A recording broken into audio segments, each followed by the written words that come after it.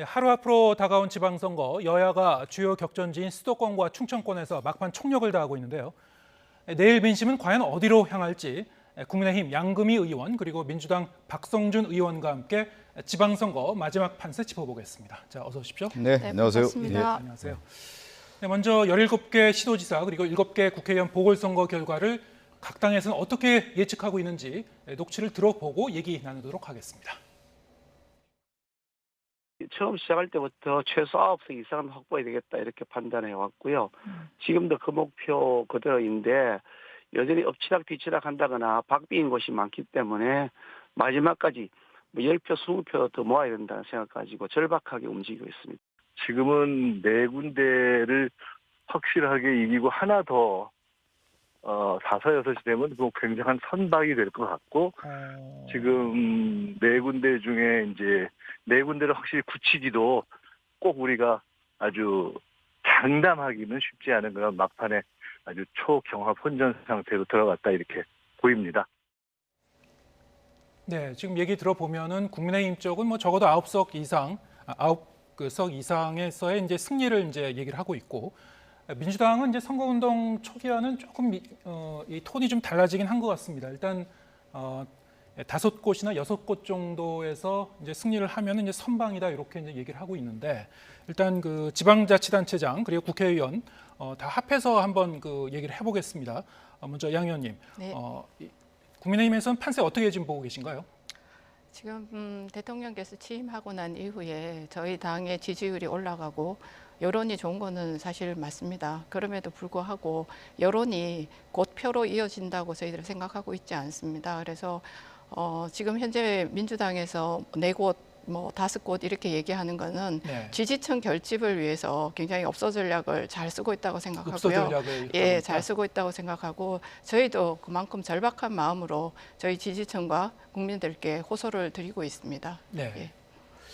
일단은 민주당에서는 출발 자체가 이제 어려운 거죠. 왜 그러냐면 이제 대통령이 취임한 이후에 대통령에 대한 기대는 워낙 강한 건데 기존에 이제 여론조사를 보면 정당 지지율이 이제 매우 좀 차이가 났습니다. 그리고 견제냐 안정이냐라고 하는 분석을 봤을 때 결국 안정론이 상당히 우위에 있었고 또 하나가 뭐냐면 대통령 지지도도 50% 초반으로 이제 안정적인 것을 봤을 때 결국은 이제 민주당이 상당히 어려운 가운데 선거에 임할 수밖에 없는데 이 가운데 이제 몇 가지 좀 저희가 이제 고려해 볼 사항은 분명히 있는 것 같아요. 그러니까 역대 대선과 총선 같은 경우는 지지도가 강력하게 결집됐기 때문에 그것이 이제 여론에 이제 반영이 되는 건데 이번 지방선거나 과거의 보궐선거 같은 경우는 결국 이제 표층들이 표현을 잘 안 한다는 것이 있습니다.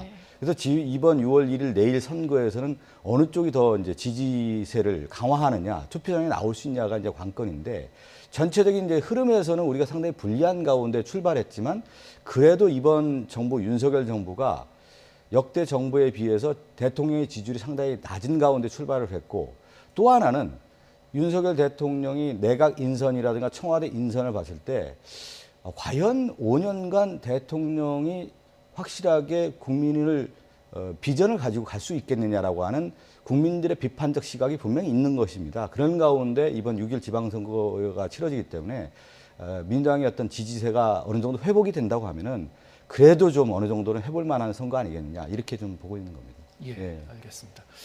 뭐 각 당의 이제 지금 어떻게 전망과 판세 들어봤고요. 지금 오늘까지 이제 선거 운동이 이제 끝나는데요. 자정까지니까 이제 한 5시간도 남지 않았죠. 막판에 이제 이 유세를 펼치는 곳을 보면은 가장 이제 접전 지역 아니면 뭐 상징성이 강한 지역 뭐 그런 곳에서 이제 그 유세 장소를 집중하지 않습니까? 어떻습니까? 이제 이 국민의힘 같은 경우에는 그 오늘 어떻게 지금 일정을 잡고 있나요?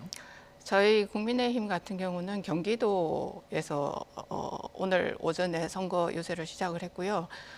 우리 당대표께서는 오전에 제주도를 다녀오셨습니다. 그리고 오늘 마지막 선거 운동을 개항을 해서 아마 마치는 걸로 계획이 되어 있습니다. 그만큼 저희에게 경기도와 그리고 개항을이 상징하는 이번 선거의 상징성이 높다고 볼 수 있습니다. 네, 역시 이제 국민의힘에서도 개항을에서 네. 이 마지막 유세를 펼치고 최대 네. 승부처인 만큼 네. 집중하겠다 이런 입장이시고요. 네, 이제 민주당은 어떻게 해요? 근데 민주당 입장에서 이제 가장 중요한 선거는 결국은 이제 수도권 민심이 어디로 가느냐 향배가 아니겠습니까? 예. 그리고 서울, 경기, 인천 그리고 인천 개항을 이 네 곳의 승부처가 있는데 그 중에서도 이번 지방선거를 치르는 가장 장수가 누구냐?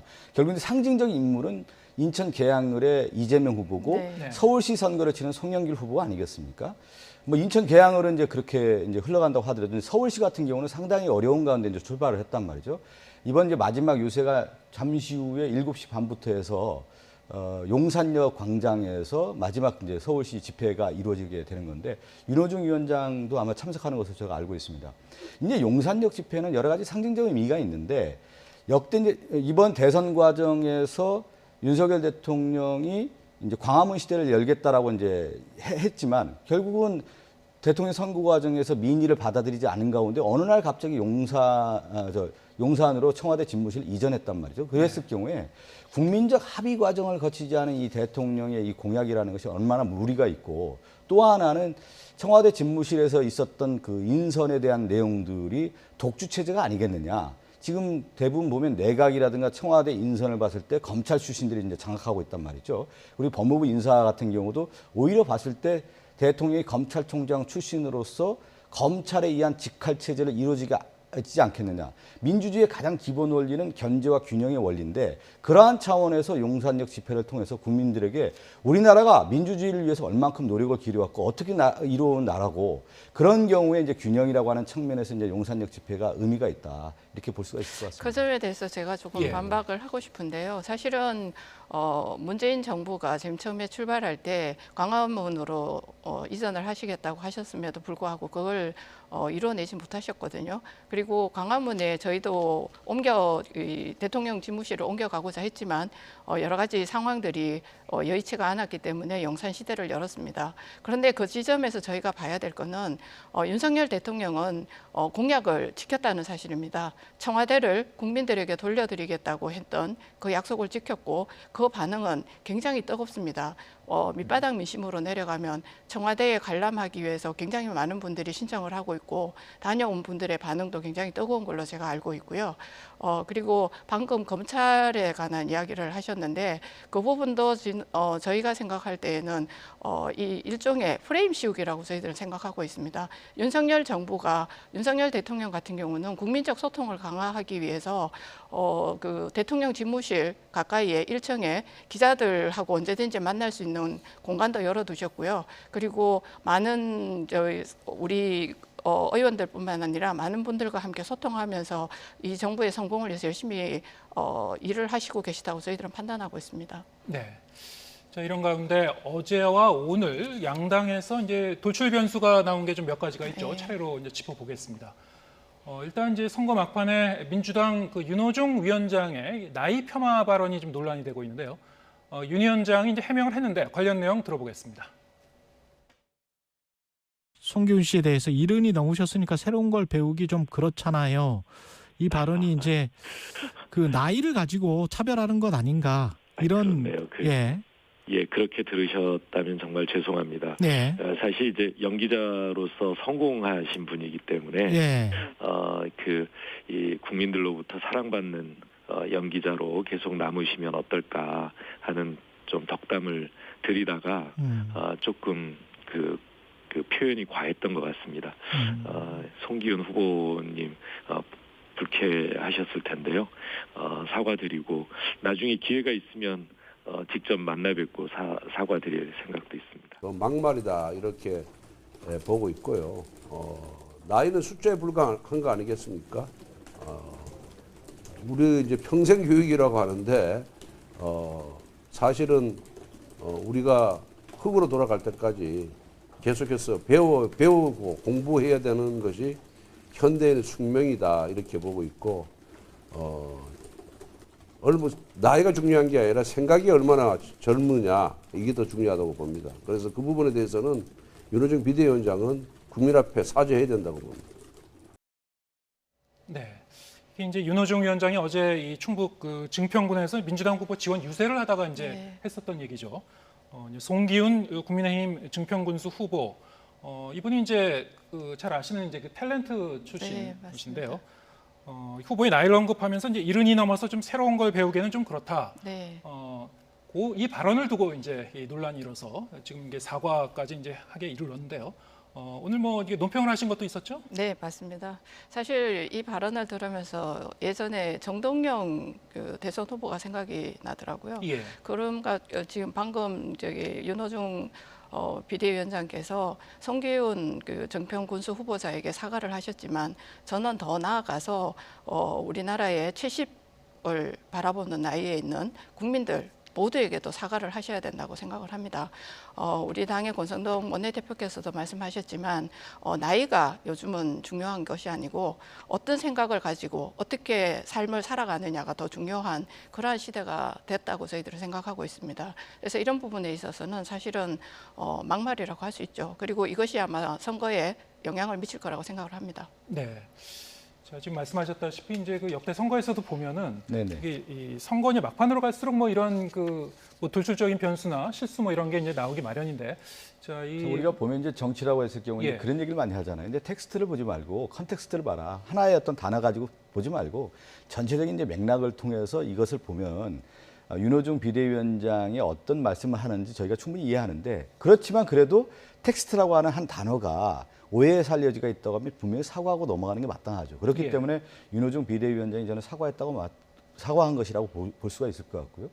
저는 이제 이렇게 봅니다. 지방자치단체장들 같은 경우는 지역의 일꾼들을 뽑는 거 아니겠습니까? 네. 그리고 이제 지방자치단체장, 기초단체장 같은 경우는 종합행정을 한단 말이죠. 그랬을 경우에 이제 통합 능력이라든가 정책 대안 능력이라든가 이런 것들을 다 검증을 하는 자리이고, 그 검증을 받은 사람이 이제 단체장 역할을 해야 되는 건데, 그러면 우리가 그런 얘기를 하지 않습니까? 정치라고 하는 것은 정당에서 역할을 하고 또 사회적 경험을 통해서 그것을 얼마큼 훈련받았느냐, 한마디로 말해서 정치적 훈련을 겪었느냐에 대한 부분을 가지고 얘기하지 않습니까? 그런 차원에서 우리가 이제 그 검증을 한단 말이에요. 이분이 정말 제대로 역할을 할 수 있겠냐라고 하는 것을 충분히 질의를 할 수가 있는 것이죠. 그러니까 윤호중 비대위원장도 그런 차원에서 저는 얘기했다고 봅니다.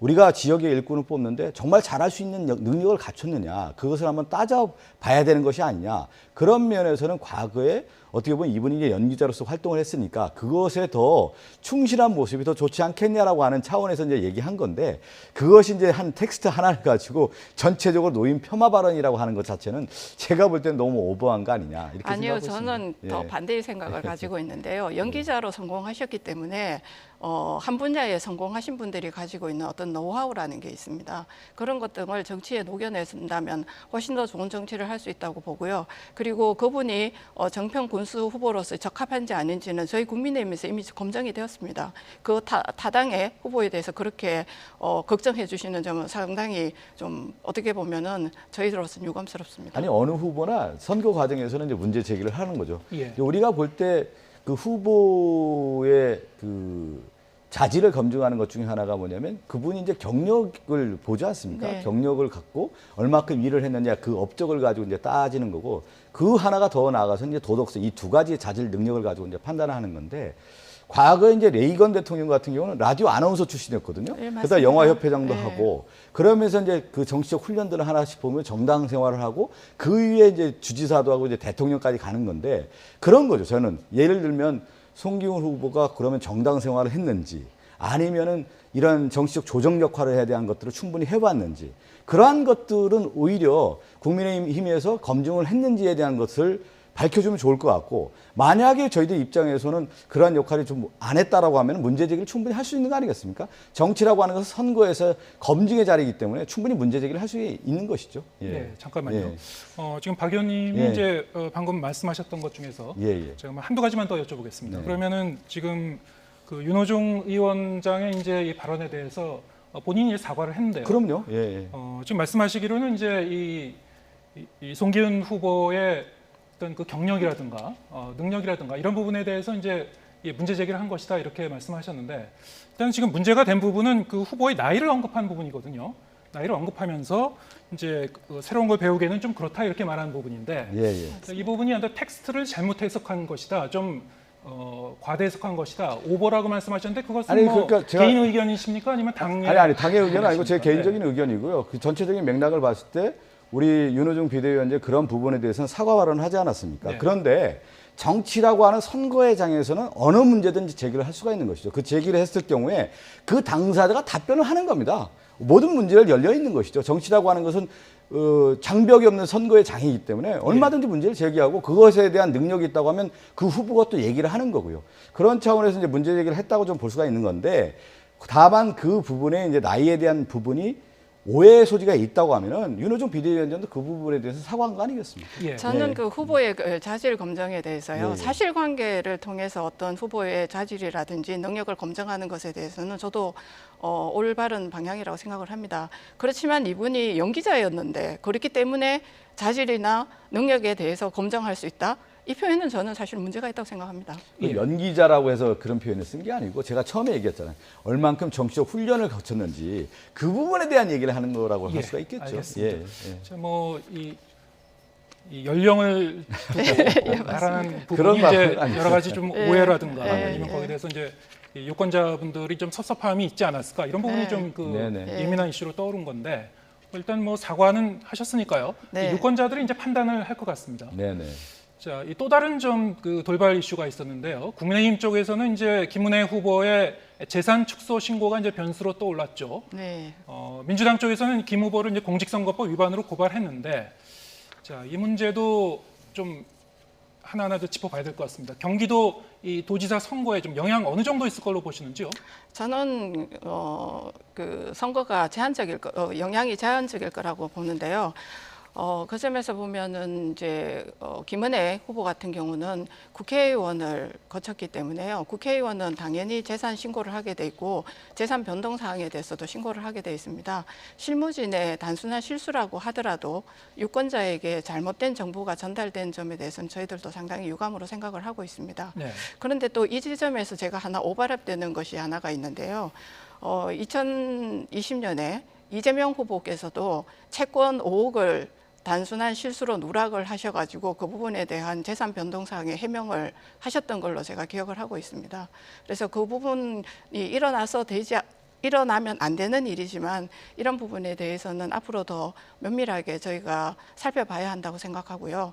이번 경기도 선거에서 가장 그 지역민들이 바라는 건 뭐냐면 광역 교통망과 그러니까 GTX에 관한 문제 그리고 일기 신도시 재건축이나 재건설 이 분야에 관한 건데요. 이거는 중앙정부하고의 어떤 그 협력 관계가 굉장히 중요합니다. 그래서 이런 부분을 아마 더 많이 보시지 않을까. 그래서 제한적일 거라고 저희는 생각하고 있습니다. 네.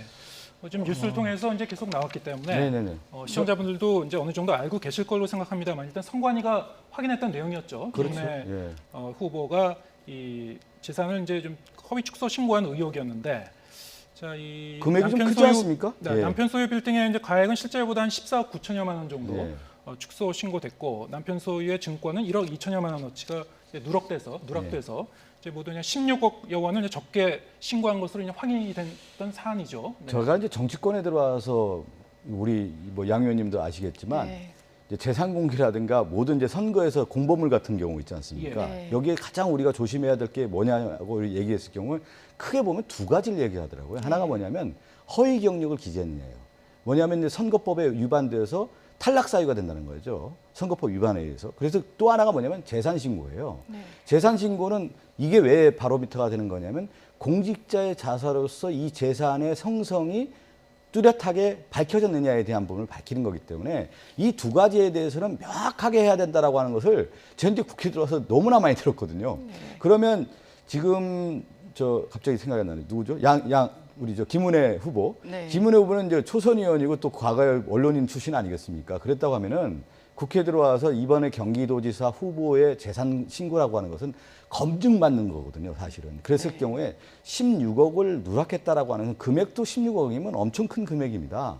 그랬을 경우에 과연 이 부분을 누락을 어떻게 바라봐야 될 건가 했을 경우에 과거의 사례로 봤을 때는 이것이 선거법 위반의 소지가 있다라는 측면에서 이제 민주당이 아마 이제 고발하는 것으로 보이고 있는데 그런 차원에서 김은혜 후보가 정확하게 해명을 해야 되겠죠. 이 부분에 대해서는. 예, 충분히 저는 해명을 했다고 생각을 하고요. 사실 이런 부분이 일어나면 안 되는 일이지만 실수로 일어난 부분에 대해서는 김은혜 의원도 굉장히 죄송하다고는 의견을 밝히셨습니다. 그리고 재산 형성 과정이 투명하냐?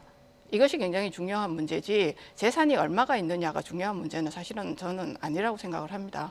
그런데 김은혜 의원의 재산 문제가 형성 과정이 불투명하거나 아니면 문제가 있다거나 하는 걸로 제기된 문제는 없는 걸로 제가 알고 있습니다. 네, 일단 뭐 재산이 이제 현재 상태에 있는 것을 예. 정확하게 밝혀줄 필요가 있는 것이죠. 네. 그래야만 그 추후에 예를 들어서 몇 년 후에 재산 변동 사항에 대한 것을 누락했는지 이것이 잘못 허위했는지에 대한 것을 밝힐 수가 있는 거기 때문에 이미 이제 김문혜 의원 같은 경우는 국회의원을 해봤단 말이에요. 이것이 얼마나 중요한 건지를 알고 있는데 경기도 후보로서 이것을 누락시켰다고 하면은 고의성이 있는지에 대한 부분뿐만 아니라 왜 그랬는지에 대한 것이 정확하게 해명돼야 되고 그렇기 때문에 중앙선관위가 이것을 깊이 있게 들여봐야 된다라고 얘기한 거 아니겠습니까? 예. 저도 네. 그 부분에 대해서는 박성준 의원님과 같은 의견입니다. 이재명 후보도 5억이라는 돈이 작은 돈은 아닙니다. 그 부분을 누락을 했고 그 부분에 대해서 실무진의 단순한 실수라고 해명을 하셨던 걸로 제가 기억을 하고 있습니다. 예. 일단은 이제 그 후보 본인은 그 실수로 이제 누락했다라고 얘기를 하고 있는데요. 뭐 고의성을 포함해서 이 법적으로 이제 어떻게 이제 판단할 그렇죠. 수 있는지 예, 그건 이제 예. 시비비를 나중에 더 가려봐야 될 것 같고요. 일단 그 후보 본인의 어떤 정직성이라든가 신뢰성의 네. 차원에서 이거 역시 이제 유권자분들이 판단에 좀 영향을 미칠 수 있는 하나의 이제 변수로 작용하지 않을까 싶습니다. 자, 그런가 하면은 이제 막판에 또 하나의 이제 그 큰 이 쟁점이 좀 불거진 것이 있었죠. 이재명 후보 쪽에서 이제 이 네. 김포공항 이전을 이제 약속하고 이제 나섰는데요. 자, 이것이 이제 공약이냐 아니냐에 대한 것도 이제 좀 논란이 있었습니다만 어쨌든 그 여러 가지 뭐 다른 그 지역과 이 맞물려서 네. 반발도 있고 여러 가지 뭐 그 논란이 좀 며칠간 네, 이어졌습니다. 많습니다. 어떻게 예. 보셨습니까? 저는 사실 이 부분을 공약으로 이재명 지사하고요. 그다음에 송영길 서울시장 후보님께서 두 분께서 협약식을 처음 시작을 하셨어요. 예. 그렇게 해서 이게 이제 공약이 발표가 됐는데 그 부분에 대해서 우리 당의 이준석 당대표가 김포공항이 만약에 폐쇄됐을 때의 문제점을 제주도나 아니면 다른 지방과의 연결성을 가지고 말씀을 하니까 그때부터 말들이 달라지기 시작합니다. 네. 그리고 성남에 있는 서울공항을 저희 그 김동연 후보께서는 김포공항과 합쳐야 된다라고 얘기를 했고요. 그다음에 경기 남부에 있는 도시에 자치단체장 출마 후보자는 김포공항가에 광역 그 버스를 놓겠다 이렇게 전부 엇박자가 나는 이야기들이 계속 진행이 되어 왔고요. 이런 부분을 지적을 하니까 윤호중 비대위원장께서는 투표에서 어떤 결과가 나오는지를 보고 그것에 대해서 지원을 하겠다 뭐 이렇게 굉장히 현실성 없는 이야기를 가지고 서로 당내에서 엇박자가 나는 그러한 공약이 지금 현재 김포공항 관련된 공약으로 이제 나타나기 시작했습니다. 그렇게 되고 난 이후에 여러 가지 막말 던지기가 계속 나왔습니다. 뭐 비행기가 수직 이착륙이 가능하다느니 아니면 김포공항에서 인천공항까지 가는데 10분밖에 걸리지 않는다느니 근데 실제로 공항 철도를 타고 가보면 38분 정도 걸리는 걸로 나와 있습니다. 이런 부분이라든지 굉장히 지금 현재 현실성 없는 이야기들을 계속 투척을 지금 하고 계시는 거거든요. 그러다 보니까 윤호중 이제 위원장이 민주당에서 이건 당론이 아니다 이렇게 지금 선을 이제 끊기 시작을 하신 거라고 저는 보고 있습니다. 예. 저는 이제 그 정치 지도자들이 국가라든가 도시에 대한 전체적인 그림을 그릴 수 있는 능력이 있어야 된다고 봐요. 그러니까 우리나라 서울 수도가 처음에는 이제 강북 중심이 아니었어요. 사대문 중심이었단 말이죠. 그런데 이제 산업화가 되면서 이제 박정희 대통령이 한강의 기적을 통해서 한강 벨트가 형성되고 거기에 따라서 어디까지 이제 확장이 되냐면 영동 대개발, 우리가 얘기하는 강남 대개발을 통해서 지금 서울에 이제 모형이 되고요. 또 더 나아가서는 예를 들면 이제 분당이라든가 고양시라든가 평촌까지 이제 수도권 중심의 도시가 발전하지 않았습니까? 그런데 지금 이렇게 시점에서 봤을 때 이미 이제 서울이라고 하는 도시를 봤을 때 이 부동산이 한 평당 뭐 1억 이상이 되고 토지 공급도 안 되고 주택 공급도 안 되고 교통 인프라에 대한 문제도 상당히 크단 말이죠. 그랬을 경우에 이제 새로운 시대를 준비하는 눈을 갖자라고 하는 장기 프로젝트를 제안하는 거예요. 초장기 프로젝트. 그게 뭐냐면 이 김포공항이라고 하는 서울 시내와 가까운 이 공항 자체 한 1,200만 평을 이제 새로운 창조력을 가지고 도시의 생명력을 불어넣을 수 있는 공간 재창조를 만들자는 거예요, 이것이요. 그랬을 경우에 결국 이제 인천공항에서부터 GTX 노선이 형성이 된단 말이죠. 강동, 송파까지 이어지는 거, 하남까지 이어지고 또 송영길 후보는 그렇게 제안하고 있지 않습니까? 한강에 있다고 하면 올림픽도로 강변북로를 지하화해서 실질적으로 한강에 있는 인접해 있는 주민들이 한강에 바로 들어갈 수 있고 또 하나는 지금 올림픽도로와 강변북로가 한 30km밖에 안 돼요, 시속이요. 이 문제를 해결해서 지하화해서 인천공항까지 간다고 하면 서울 시내에 있는 시민들이 좀 더 접근할 수가 있는 것이고 또 하나는 가장 중요한 게 우리 서울시에 있는 주택 공급 문제가 매우 어려운 문제인데 그러면 김포공항을 통해서 여기에 새로운 신도시에 대한 모형, 미래 도시에 대한 어떤 창조력을 통해서 그려보자. 근데 그것이 단기간에 해결될 수 있는 문제가 아니지 않습니까? 그래서 이번 선거에서 선거라는 게 뭡니까? 정치라고 하는 것이 뭡니까? 이 선거를 통해서 장기 플랜을 제시하는 거예요. 그래서 공약화를 하고 그것을 통해서 만들어지고 공론화하고 또 하나 이제 성장을 할 수가 있는 건데 저는 이번 지방선거에서 문제 제기를 하고 정책 대안을 만들었다고 하면 다음 총선, 다음 대선에서 좀 더 숙성된다고 봅니다. 그런데 이제 여기서 중요한 겁니다. 서울이 이제 이 도시의 한계성을 가졌을 때 새로운 전환 시점에서의 대안적 모델을 초장기 프로젝트로서의 대안을 필요하다라고 하는 것이 이재명 후보나 송영길 후보가 제안을 하는 거고요. 여기서 이제 하나만 더 지적을 해보면 그러면 서울시에 있는 오세훈 후보가 지금 서울시장 4번째 도전이란 말이에요. 네. 3번까지 했어요. 네. 그러면 서울에 무슨 그림을 그렸냐 이거죠. 그냥 있는 10년 전에 지금 오세훈 후보가 준비된 미래라고 하는 공약을 내세웠는데 슬로건을 내세웠는데 저는 오래된 과거로 다시 돌아가고 있는 모습이에요. 한강 르네상스라든가 뭐 디자인 서울이라든가 뭐 용산이라든가 이 세빛둥수섬 이런 것이 아니라 도시의 재창조에 대한 그림까지도 한번 그려보자라고 하는 것이 대안이기 때문에 저는 그런 차원에서 좀 큰 눈을 가지고 이 문제를 바라봐야 된다 이렇게 생각하고 그래서 서부 대개발이라고 하는 내용을 쓰는 겁니다. 예. 지금 제가 박성준 의원님 이야기를 듣고 있다가 보니까 갑자기 이 김포공항 이전에 관한 문제가 나왔을 때에는 저희가 바라봤을 때는 송영길 후보가 오세훈 후보에게 굉장히 큰 격차로 지지율이 떨어지고 있고 이재명 후보 자체도 아마 윤영석 개항 의뢰 후보하고 초박빙으로 가다 보니까 굉장히 당황스러운 상황에서 이 공약이 지금 던져졌는 걸로 제가 알고 있는데요. 이제 시간이 지나면서 계속 말이 바뀌고 말이 바뀌어서 서울 전체의 도시의 어떤 큰 구도를 가지고 가보자, 지금부터 연구해보자, 뭐 이렇게 네. 지금 이야기가 바뀌어가고 있는데 그것보다 더 중요한 포인트를 제가 하나 더 말씀드리자면 김포공항은 수도권 주민들만 이용하는 것이 아니고요. 제주도 주민들도 이용을 하고 있고 그리고 이게 지방하고 연결돼 있습니다. 그래서 한국항공공사에서 이 김포공항 이전의 문제를 가지고 내부적으로 검토한 자료에 보면 김포공항이 이전하게 되면 지방 소멸이 더 빨리 일어난다라고 하는 부분이 내부 검토 보고서에 있습니다. 그래서 지금 우리나라에서 가장 중요한 화두 중에 하나가 지방 소멸입니다. 지방 소멸을 막아야 하거든요. 그렇게 하기 위해서 수도권에서 지방으로 접근성이 좋은 공항에 대한 문제는 단순하게 서울 개발 프로젝트만 가지고 얘기할 문제는 저는 아니라고 생각하고 있습니다. 예. 저는 정치의 본연 모습 중에 하나가 뭐냐면 이제 미래 대안을 제시하는 거지만 또 하나가 뭐냐면 선거에서 이슈 파이팅을 하는 거죠. 왜 그러냐면 승부수도 띄우는 겁니다. 그랬을 경우에 그것이 어느 경우에는 승부수로 작용하는 경우 어떤 경우는 자투수도 될 수가 있는 거예요. 그렇지만 그것을 통해서 정책 승부수를 통해서 승부를 거는 거예요. 그러니까 이재명 후보와 송영길 후보가 저는 이런 측면에서는 승부수를 띄웠다. 그러면서 뭐냐면 이 승부수 자체가 어떤 의미를 갖냐면 이제 서울이라고 하는 도시, 이 수도권이라고 하는 도시를 땅에서만 바라보는 것이 아니라 정말 하늘에서 바라보면서 새로운 조망을 가지고 접근하는 문제다. 이것을 발상의 전환, 창조력, 상상력을 불어넣을 수 있는 새로운 도시의 모델을 제시를 해보자라고 하는 것이기 때문에 저는 이것은 이제 유권자가 판단의 여지에 있다고 봅니다. 그랬을 경우에 표로 심판하는 거 아니겠습니까? 그런데 이런 공약도 좀 더 이제 숙성을 하는 거죠. 만들어지는 것이죠.